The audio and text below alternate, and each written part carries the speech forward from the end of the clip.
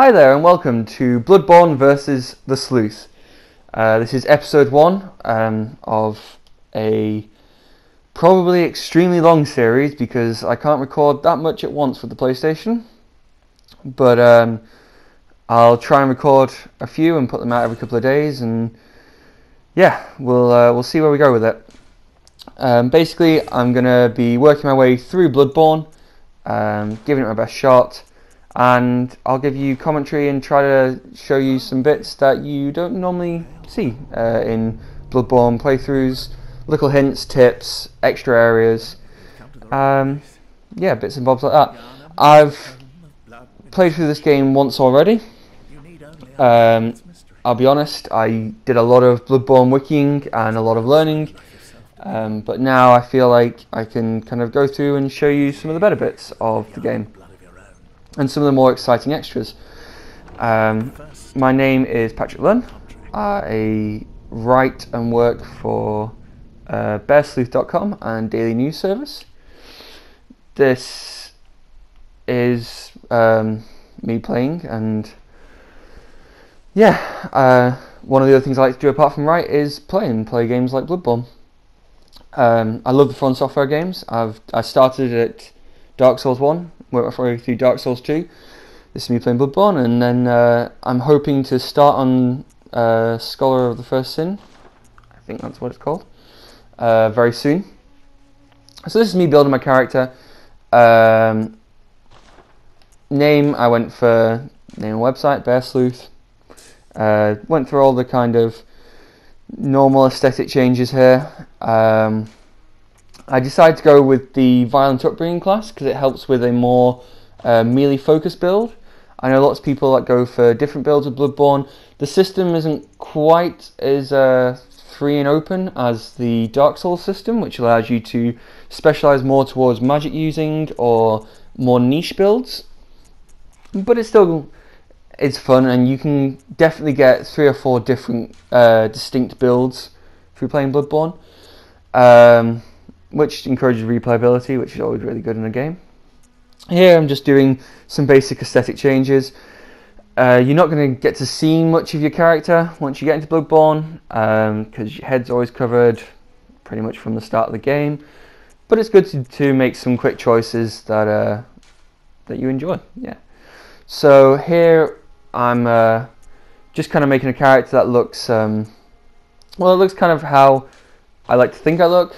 Probably not how I actually look, but it's long hair, bit of stubble, and yeah, it's nice. Going for more of like a burly look, because I'm going for a bit of a juggernaut, bit of a Hulk build. Incidentally, the first time I played Bloodborne, I went for Bruce Banner.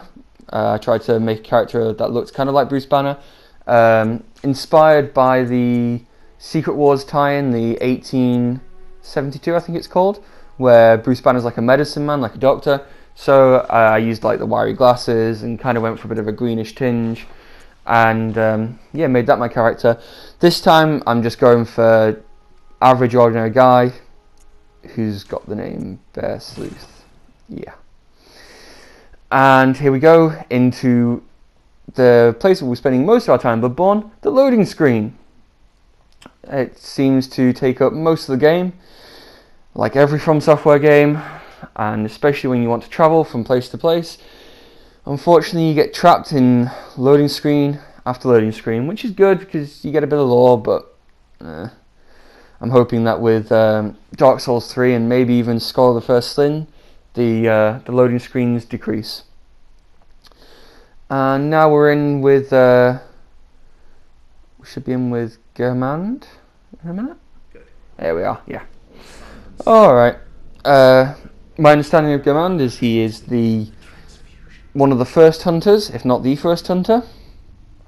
He's old now, he's kind of decrepit, so he helps, informs other hunters, recruits hunters, and eventually dispatches them when they're no longer needed.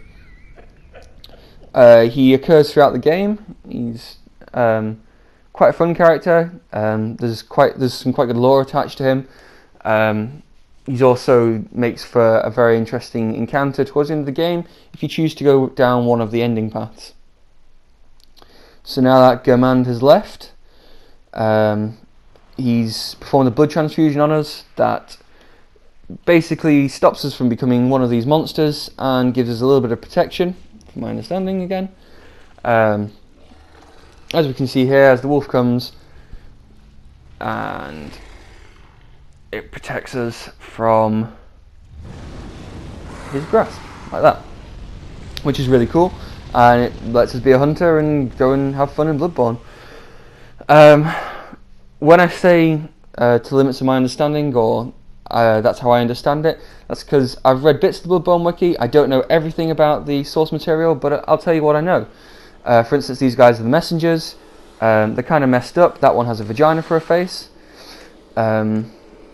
They're fun. They're kind of the good guys in this, or at least kind of the guys that are going to support us throughout the Bloodborne plot. You found yourself. And now we're going to get into some actual gameplay. So I'll be honest, I'm not the best player. To be honest, I'm closer to a mediocre player. Like I say, I've only played through once. I've discovered most of the secret areas from what I've learnt on the wikis and what I've learnt from other players.